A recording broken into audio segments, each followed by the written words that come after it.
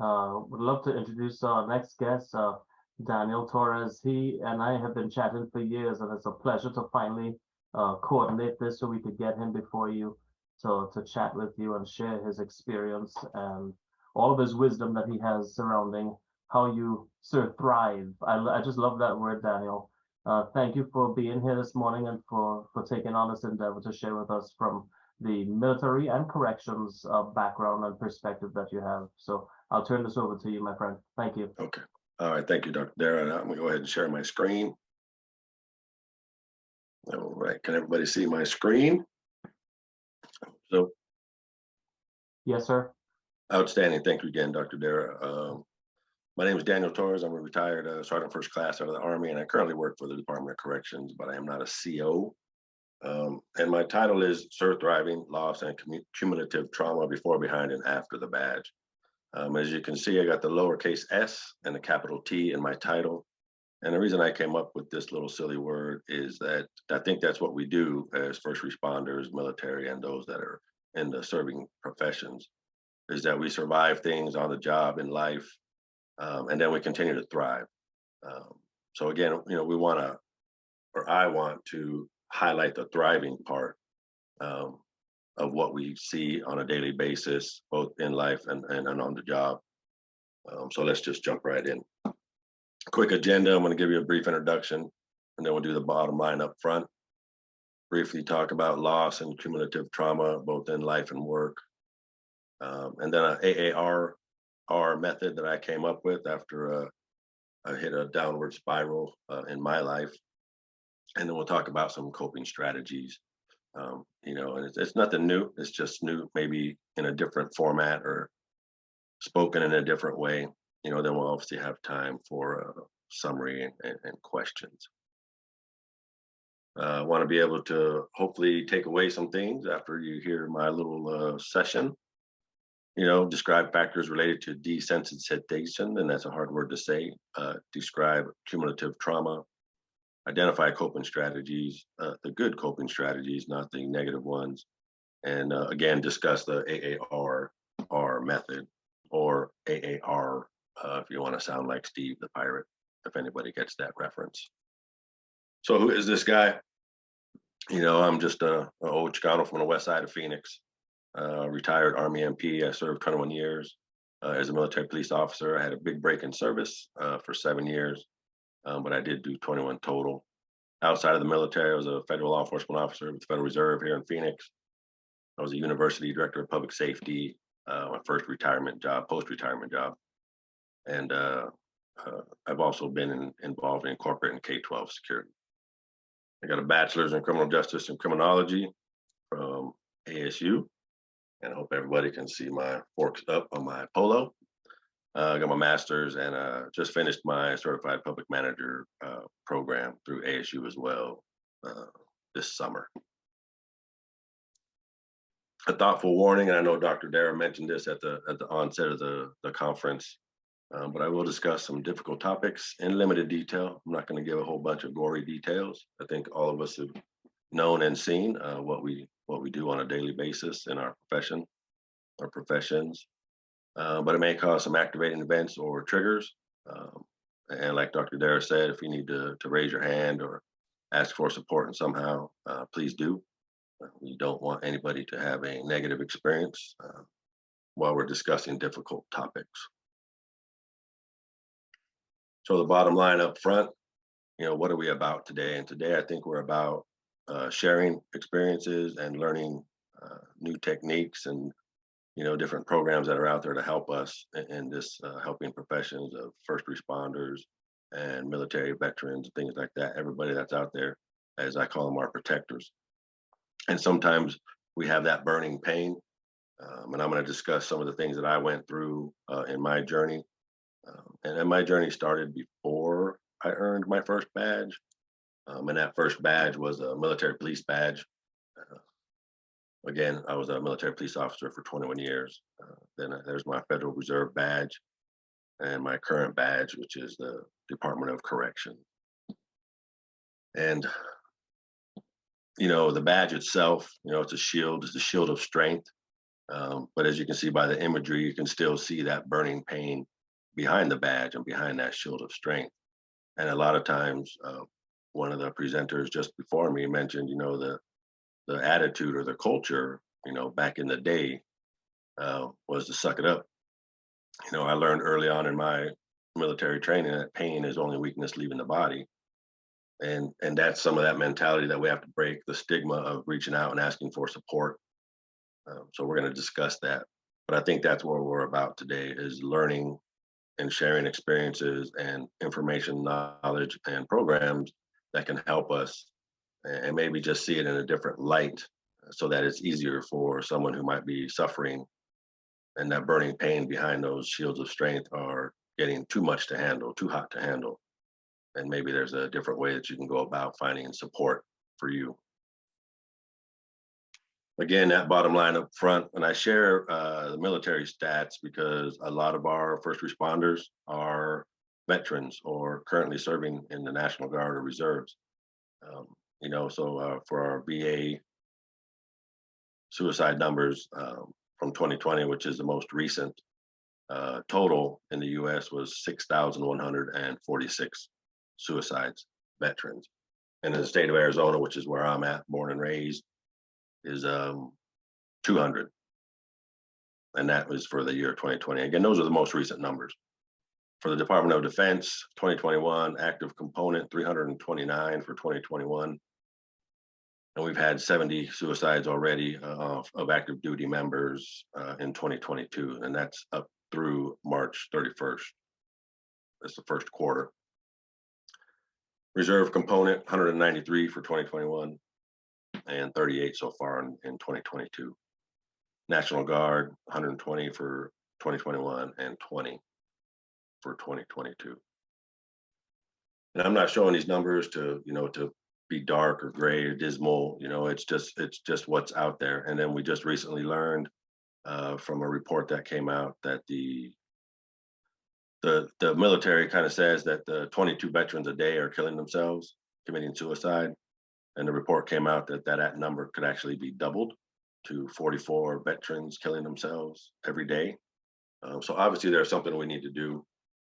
All these different agencies, whether they're federal, local, community, nonprofit, we're all trying to do something. And that's why I think this conference is great, bringing a lot of people together to share different information. So our Brothers in Blue law enforcement suicides for 2022 so far there's been 103 officers who've taken their life. And in 2021, there was 138 total. For firefighters and EMTs in 2022 so far, 41 have committed suicide. Paramedics and EMT, 4. And in 2021, there was 86 firefighters and 14 paramedic EMTs that committed suicide. And again, everyone knows these numbers are out there. Depending on what agency or group that you get numbers from, there's always going to be some variance. And I highlighted the military, law enforcement, and firefighters, but we know that the other first responder professions are losing people as well to suicide. Dispatchers, people that are in the helping services of behavioral health, helping our first responders and military veterans, medical doctors, everybody out there in a profession is losing people to suicide. And it's just something that we need to address head on and not be afraid to come forward if you are hurting, if you feel that burning pain that's getting too hot for you. The VA, the Veterans Administration, is their About Face program. And it talks about veterans sharing their story about hitting PTSD and suicidal ideations head on and taking that first step, to seek support. And I know I always say seek support because I think a lot of times those of us in the first responder world or military, it's hard for us to ask for help. Somebody help me. At least it was for me.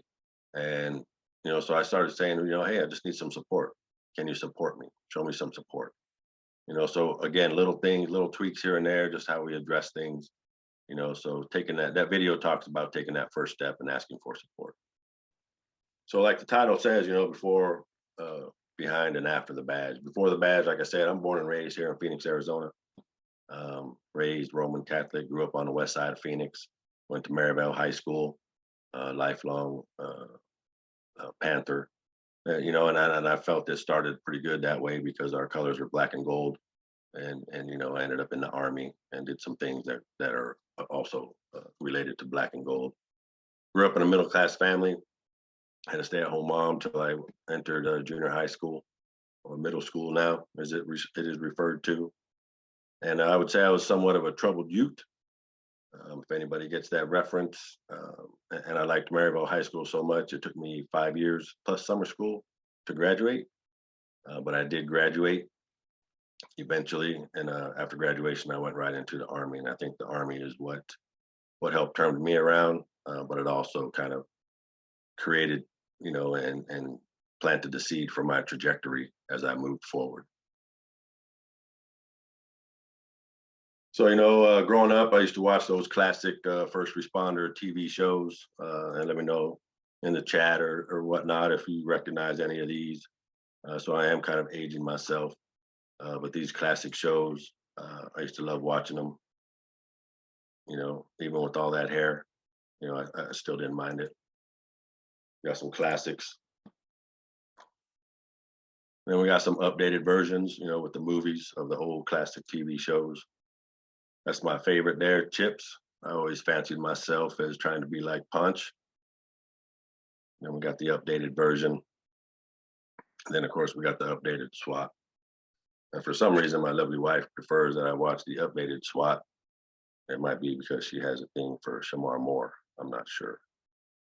But, again, growing up, I was watching these shows, and I knew early on that I wanted to be a firefighter or a police officer. That's just what I wanted to do. And then I had a positive law enforcement contact while I was doing unsavory things, and that turned the tide for me. And I knew then that I wanted to be a police officer. So I knew you had to be 21 years old to join the academy. So I said, well, join the Army, be a military police officer, get some training, possibly see the world. And so I joined the Army. A little bit before, I earned that badge and into behind the badge. So when I was in high school, my dad was diagnosed with cancer, and then he ultimately passed away. And he passed away about 3 weeks before I was supposed to ship out to basic training to Fort McClellan, Alabama, for MP one station unit training. And I did not process that. I did not grieve. Actually, I just blocked everything, or as I like to say, I compartmentalized my emotions. And then I was off to the Army. I didn't have time to do anything else except get ready to go. When I say desensitized by the training, I specifically remember, like I said earlier, in the Army, I learned early on that, pain is only weakness leaving the body, suck it up and drive on, all those, cliches. But I specifically remember we were doing, responding to a domestic violence situation, which we know can be very dangerous. And they were showing some very explicit crime scene photos where one of either the husband or the wife, killed the spouse. And a couple of my fellow trainees couldn't handle it and ran outside the training room. One of them actually threw up. And I just remember the drill sergeant saying, those guys aren't going to make it. To be a good MP, you gotta have thick skin. You can't let things get to you. You can't show emotion. And I was like, oh, I could do this. I'm pretty good at stuffing down my emotions about my dad dying. So yeah, I think I could do this. And then, a quote from Sigmund Freud: unexpected emotions will never die.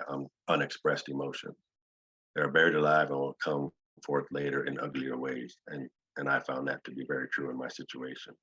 And when my dad died, he was kind of like my compass there. He was, my mentor. And I'm the youngest of three sons, so him and I had a little special bond. And when he passed away, I thought, man, I've lost my way. I got to figure this out on my own. So then that desensitization to emotions or to the things that we will see in a first responder or military career, I was on my own path. So then I graduate, I'm going to save the world. I got my US Cav black leather holster and my 45. Got a badge and a gun, and I'm sent to Fort Hood, Texas. And I experienced different things while I was in the Army. Again, 21 years. So I've done some things and seen some things that a lot of us do. We had an MPLODD early in my career, responding to medical emergencies, traffic accidents. One that stuck out was a train versus human. And then I've been in combat, UN peacekeeping, humanitarian aid, disaster relief operations, and law and order operations. And a lot of things that I was seeing and doing, I was just reacting negatively. I wasn't responding appropriately. And smoking, drinking, high risk behaviors. I was 19 at this time. By the time I graduated, Texas had just changed their drinking age to 21, but I got grandfathered in. So not only could I drink, I could actually drink legally. And this was 1985, 86. So there was a lot of drinking going on. And like the presenter before me said, a lot of those old school people that were already there doing the job, a lot of my leadership at my first duty station were Vietnam veterans. And, they weren't feeling anything about debriefing or emotions or anything like that. And I had a situation, and I was still trying to deal with my dad's death.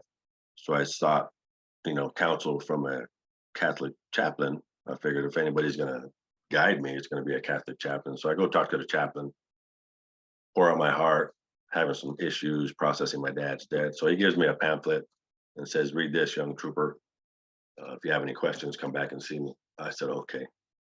So I throw the pamphlet away and I go back to doing high risk behaviors, drinking and smoking. Then other incidents happen. And I go back about 3 months later, same thing, pour out my heart. He doesn't remember me. And then at least this time, second time, he gave me an actual hard cover book. It was on, how to grieve the loss of a loved one. And he says, "Read this book. If you got any questions, come back and see me."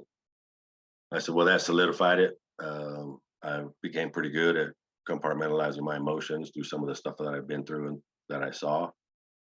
And that set my trajectory right there. As a young 19-year-old Army soldier, hey, just compartmentalize everything and you'll do fine. And that's what I started to do.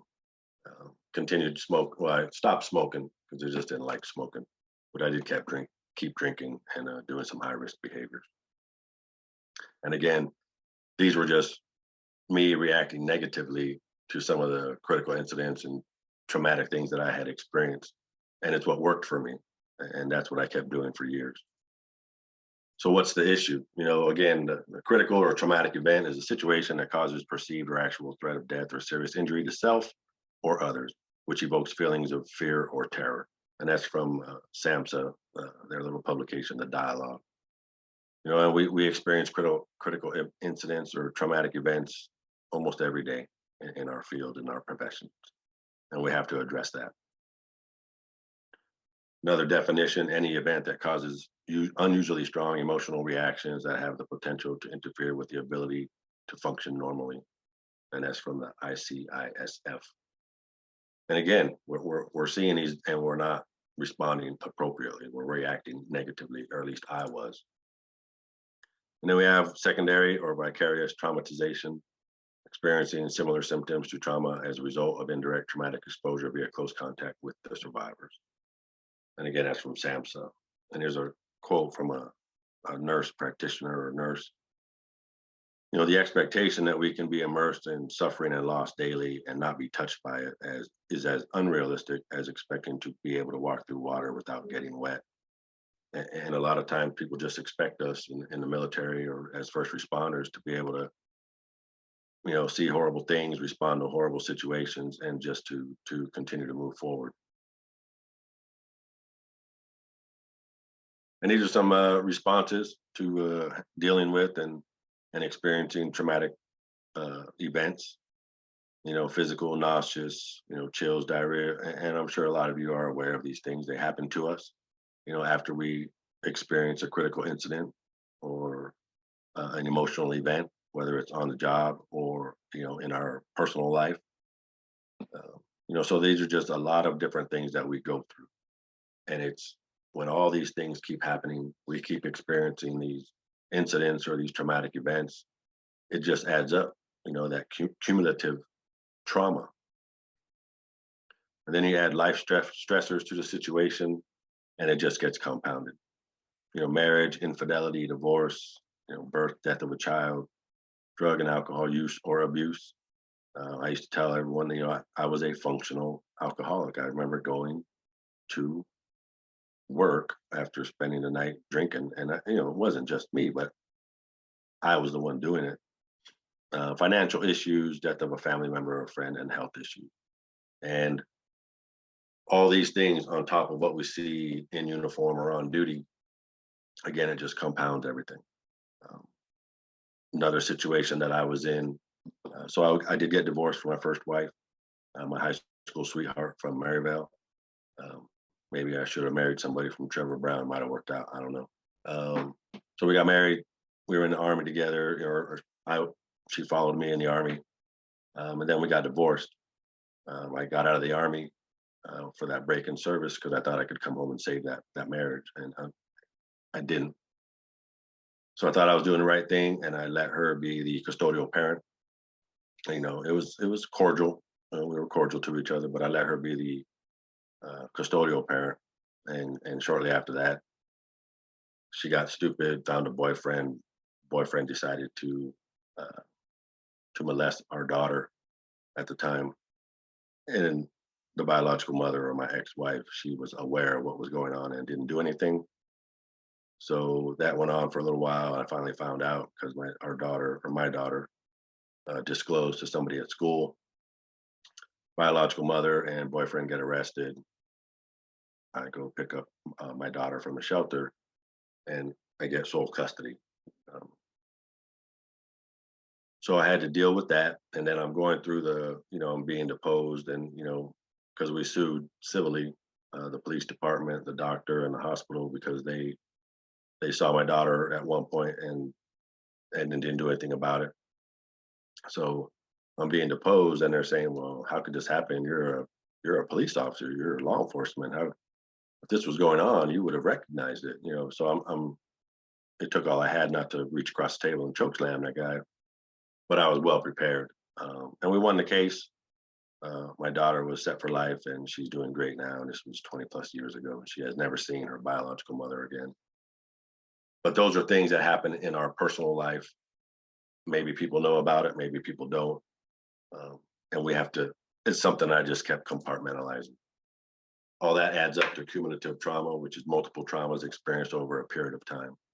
Experiencing repeated or extreme exposure to aversive details of the traumatic events. And an example is first responders collecting human remains or police officers repeatedly exposed to details of child abuse. And that's from the DSM-5. All these things just keep stacking up. And I became an expert at compartmentalizing them, just stuffing them in my rucksack, because that's what I was told to do. It started out, hey, just put that in your cargo pocket, and then it became your rucksack because you had to keep filling it with all the things that we see and experience. And then why don't we ask for help, or why don't we seek support? It's because of the stigma. I know it's there. I'm pretty sure a lot of you know it's there, and it may be even keeping some of us from seeking support. And this is from Dr. Daniel Amen. Being diagnosed with a mental illness stains everyone, making them less likely to ever seek help for fear they'll be diminished in the eyes of others. And I think that was big for me as I progressed in the Army with rank, responsibility, and training. It wasn't about me. It was about making sure that my troops were taken care of, and I would bring them home alive if we ever had to go into harm's way. I always knew that I needed to be physically, squared away. And I always thought that I was mentally squared away, but you learn later on that that's not the case. And he's got a quote here that shame holds people back from getting the help they need. No one is shamed for cancer or diabetes. Likewise, no one should be shamed for depression, panic disorders, and other brain health issues. And that's what he talks about. It's our brain health. He does some type of scan. I don't know anything other than that, but I just like this quote, because it is a stigma. It stains us, or we think it stains us if we ask for help or ask for support. So after the badge, I finally retired. I noticed my health and wellness was declining. I'd stopped working out. I was fairly in shape in the military. I had a situation with some poor civilian leadership. and I put leadership in quotes because I'm really not sure if they displayed any leadership. And I had to accept that I have experienced traumas and stress throughout my life and career. And what so real quick, I was a victim advocate and I was doing victim offender dialogues with the Department of Corrections, where I would bring survivors of violent crime up to murder, so surviving family members, and I would bring them face to face with the offender in the crime. And I would help build that program. It was a new program for the state, and I did several of those dialogues. And about half of the dialogues were with child molestation cases, where the child is now an adult, has questions for the family member or the perpetrator who is still locked up in our prisons. And people would ask, man, how can you do that? How can you sit across the table from a child molester, those that knew my situation? And I had to tell them, well, it's not about me. It's about helping that survivor and, in turn, helping that inmate, um, as far as healing. We're putting them on a healing journey, primarily the survivor, but there's going to be healing for the perpetrator as well. But that position was grant funded. The money went away, and that position, I was going to be unemployed come October 1st, and I was just hit a downward spiral. I wasn't getting hits that I thought I could get for jobs I was applying to, and luckily my lovely wife was there to say, hey, come October 1st, if you don't have a job, we're good. We got this. But I was on a downward spiral, and I had to start processing some stuff that I have never processed. Because as you see the quote there, suppressed grief suffocates. It ranges within the breast and is forced to multiply in strength. And I never processed my dad's death. And I think that was the first thing. So I think a lot of times we not only do we have to look at the individuals in the academies or, at basic training and whatnot, but we got to find out what happened in their life before those ACE scores, but my ACE score is a big fat 0. But I think I still experience a little bit of trauma, at least my lovely wife says so, because my dad was diagnosed when I was 16 and he passed away when I was 18. So that downward spiral, it was getting pretty dark. Like I said, I relied on my lovely wife. She helped me quite a bit. And I just had to sit down one day and say, you know what, I've been in worse situations. So what if I don't have a job come October 1st? I will figure it out. We will figure it out. But I did have to accept that I experienced trauma and stress throughout my life and career. So we have to work on our life-work balance, and you can see the picture, it's work-life. Because if you Google life-work balance, there's very little that comes up. It's always work-life. So I had to figure out that we need to put life before work, because I was all about, I got to get a job, got to get a job. I said, no, I got to live my life. And I got to make sure that I'm able to live a good life. So life work balance is what I like to call it, because we had life before we had work. L comes before W in the dictionary. So maybe putting our life before our work is part of the solution.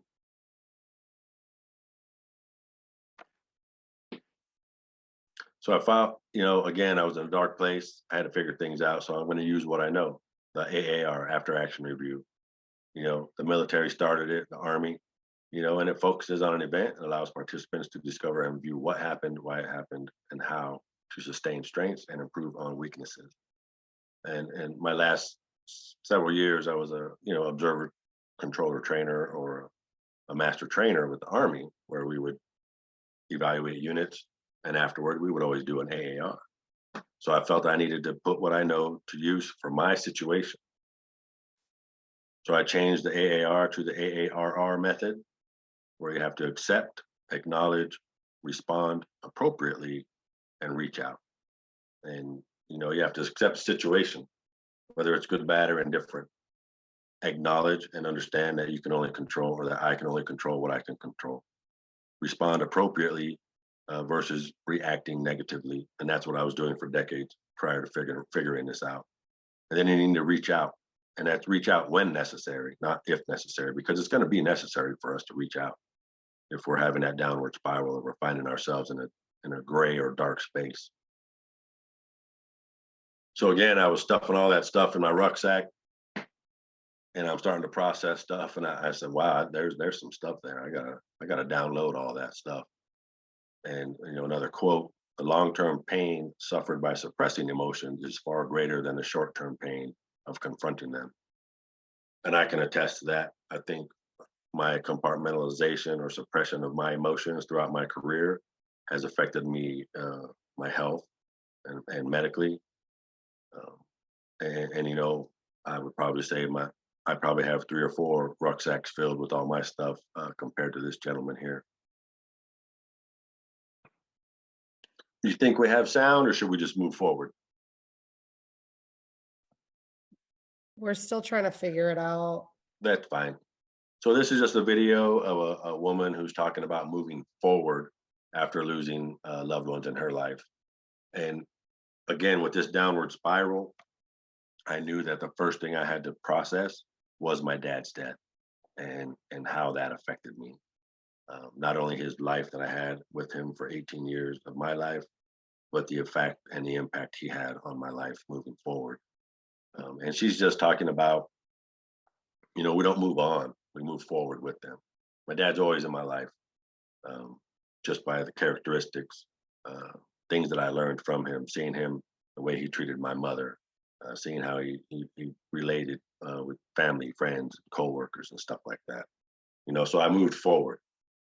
I didn't do that until 30 plus years later.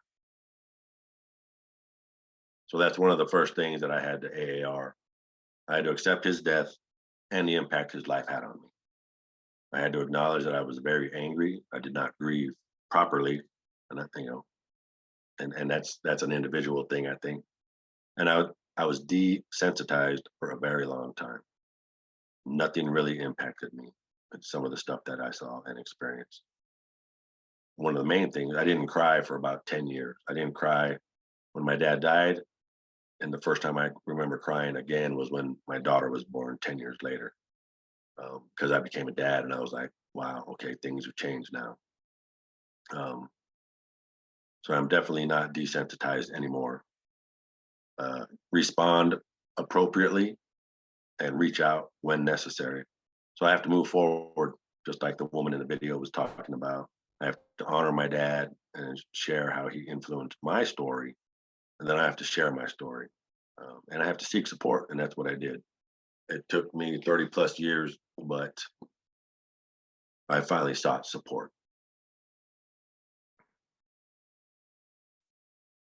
So some coping strategies, and of course, the ones in red, probably no good. That means stop or danger. The ones in green means go, or, that's good for us. Alcohol, substance use, addictive behaviors, high-risk behaviors, withdrawal, aggression, infidelity, promiscuity, choir practice, and ultimately suicide. I thought it was a badge of honor when I was a young buck sergeant and I was invited to choir practice with all the senior enlisted in the barracks after work back in the day in the Army. But I realize now that that was not good. All we were doing was drinking and drinking heavily. Positive coping strategies, things that are good: therapy, EMDR, CBT, and there's so many different other ones that are out there. All you mental health professionals, I know that there's a lot of different things and modalities for therapy that help everyone. Mindfulness, like they talked about in the first presentation, hobbies, diet, sleep, and exercise. I think all of us in this profession understand the importance of diet, sleep, and exercise. Time with family and friends, tactical breathing, peer support, religion, spirituality, and even volunteering, getting out there to help others is going to help you mentally and emotionally. So I finally did ask for support, and a few months ago, I finally reached out to a mental health professional, and I am currently in therapy with a licensed clinical social worker, and we're getting ready to start doing some EMDR to process all that stuff that I had to unload from that rucksack. So what worked for me, I had to talk about the ugliness, which there was a lot of, but I also had to talk about the good. Share my story, started journaling, getting back to my religion, my faith, research and training. I love training, whether I'm giving it or receiving it. Doing EMDR, which I'm getting ready to do. Also did a little bit of neuro-linguistic programming or timeline therapy. And everything, helps out. You just got to find what's right for you. EMDR may not be for everybody. Maybe you just need to talk to a life coach. You know, there's just so many different things out there, but we have to be able to take that first step and ask for support. And the quote there, one day you will tell your story of how you overcame or overcome what you're going through now, and it will become part of someone else's survival guide. So with that, I think we all need to take action today, and just being part of this conference is part of taking action, whether you're presenting or just receiving the information. You know, we got to make the call. We got to seek clarity. And that's whether you're the one who's suffering or in a downward spiral, make the call. Ask for support so that you can get clarity on what's going on. We have to smash the stigma. And we have to ask the question of our coworkers and family members and friends. If we see those changes, you know, ask the question, are you thinking about killing yourself? Got to share your story. We all have a story. And it's not a competition. You know, don't compare yourself to others. And I was doing that for the longest. We got to talk about the ugliness, and there is a lot of it. We also have to hunt the good stuff. And it's a shame that we have to say we have to hunt the good stuff. You know, but I think sometimes we're just programmed that we, you know, as a military or law enforcement officer, I was trained to always look for the signs of somebody that's going to try to hurt me or do something different. So we got to hunt the good stuff. This one I love from the Army. You know, you got to motivate your mind, and your ass will follow. That's just it. And again, I want you all to stay safe while you're out there doing good things. So we talked about the bottom line up front.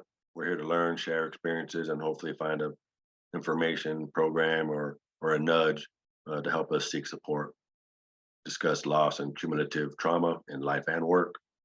My AAR method that I came up with that works for me, and some coping strategies that also work for me. So I want to thank Dr. Rampersan for having me and giving me the opportunity to share my story. I hope it shed some light on something that somebody can use. And my contact information, again, I work for the Arizona Department of Corrections. I'm the volunteer coordinator, so I work to bring volunteers into the prisons to help our incarcerated, you know, and with having a background in law enforcement, you know, people say I went over to the dark side, and now I'm trying to help incarcerated individuals. You know, they're people too. Yeah, they have done some horrible things, but they're still human beings. And if we can help them to come out and be productive citizens, then that's what we want to do.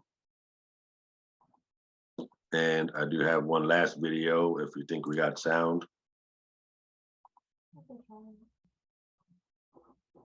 I am going to change this. Should we give it a go or just end it? Will you also make sure that the audio is all the way up on your end as well, Daniel? Yeah. You could try it, Daniel. I think I just changed the setting on this, and you may have to come back. Yeah, it's not playing. You may have to come back. I'll just hit exit share screen one more time. See if you could click that audio button now and then share your screen again. There, now I can click it. All right, right on, everybody. So this is just to lighten the mood because we talk about some heavy stuff. It's just, there's all this pressure, you know? And sometimes it feels like it's right up on me, and I can just feel it, like literally feel it in my head, and it's relentless. And I don't know if it's going to stop. I mean, that's the thing that scares me the most, is that I don't know if it's ever going to stop. Yeah.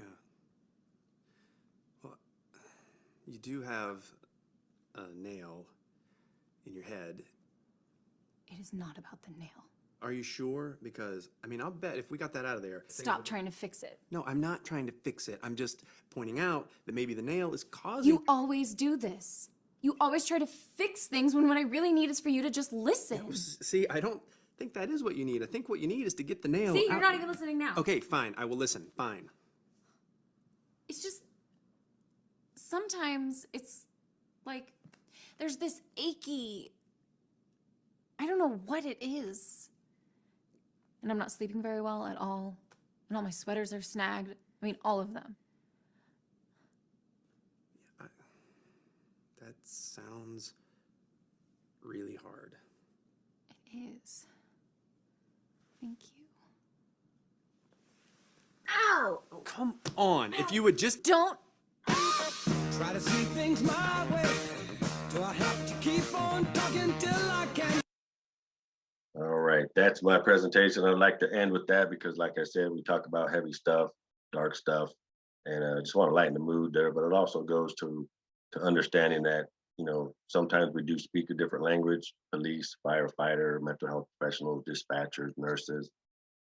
But we're all on the same path. You know, we're trying to help others, but we can't forget that we also need to help ourselves. So with that, I'm going to stop sharing, Dr. Dara, and pass it over back to you. Hey, Daniel, thanks so much. That was a really great presentation. You know, just as a fun fact, that girl that acts in that video, did you see her in Maverick, in the new movie Maverick? Yeah, Is dude. she? Yeah, she's in Maverick. Is pretty cool. Nice. She come a long way. Yeah, I know, right? Yeah, when I saw that video, when I saw Maverick, I was like, oh, shoot, I know that girl's face from somewhere. Okay.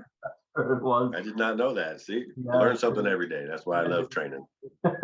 You're gonna have to look at it, Maverick again. Uh, Yeah.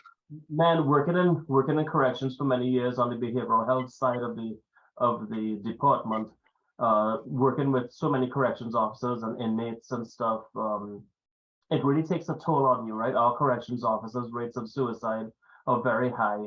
Our nurses, our doctors, our healthcare providers, even within and outside of prison, are very high in terms of suicide risk and rates. Um, do you think that there is a mindset issue or something that needs to happen for people to change the way that they're looking at their careers or their hopelessness or hope that might be able to decrease Yeah. that? Yeah. And I think a lot of it, I mean, a lot of it is internalized. I know, at least for me, like I said, as I, you know, went up in rank and responsibility and different trainings, you know, it was like, well, you know, I got to make sure my troops are good to go. And unfortunately, I had great leaders in the Army. I had some that weren't so great. But I think part of it, at least that I'm seeing in the corrections, is it's such a smaller community. They're not talking about it. We have a CERT team, which is our critical incident response team. I went through and tried to send the information for your conference to all the people listed on our website. There's like 11 people, you know, one for each complex, the central office. I sent out 11 emails. Only 2 of the email addresses were correct. And so I think it comes from the leadership position. We have to make sure that it's okay to talk about this stuff. I don't think we're there yet in my agency, but I'm working towards that because our peer support comes out of our CERT, and it's like an additional duty, which is like that in a lot of agencies. But I don't think a lot of our COs feel that there's the support for them. Because when I was in victim services, we also helped officers who became the victim of a crime because they were a victim of a crime. Victim advocates, that's what we do. They didn't even know that we were there for them. I mean, so a lot of it is messaging or getting the information out, but a lot of it is internalized. You know, well, I'm good to go. I don't want to be that guy or that, you know, that person, you know, to raise their hand. So unfortunately, I think it's coming at it from both ways: the individuals and then the leadership and the messaging to help out, get the word out. And I think like I said, this conference is great. And I think one thing too, Daniel, and you could correct me if I'm wrong, is that people are afraid to come forward because they don't want to have to go on administrative leave or have a fitness for duty. And I know Jeremiah had mentioned that earlier on. I think it was him that had said that, you know, and the fitness for duty and am I okay to be part of this? It really is affecting people coming forward and trying to say anything, right? Yeah, absolutely. And that's what happened with me. I didn't. First of all, I didn't feel I needed help because I was Ranger Torrez. But then you have to realize that we all need help, and for me to be effective to help others, I got to be able to help myself. But yeah, it is that stigma of, oh man, did you hear so and so? And especially working in the prison, everyone is right there. You know, it's not, oh, I'm on patrol here or there or across the city. Everyone is at the same place. And I think that does make it hard, but I'm going to work with our CERT I think, team lead or the director of our CERT team, which was one of the correct emails that I sent. But yeah, I think a lot of it is breaking through that stigma. Well, thanks for sharing about your family and about your particular situation and the hardships that you went through personally. I could not imagine as a parent of a girl too, anything happening to your baby, right? I mean, no matter how old they get, they're still your babies. And Absolutely. so, I mean, someone who's so capable yet still so disciplined to be able to go through that process and to gain triumphancy over such hardship, I'm happy for you and your family as a result of it, man. Thank you. Thanks for everything that you do and for continuing to step up and be part of this too. Thank you, Daniel. Thank you. I appreciate it.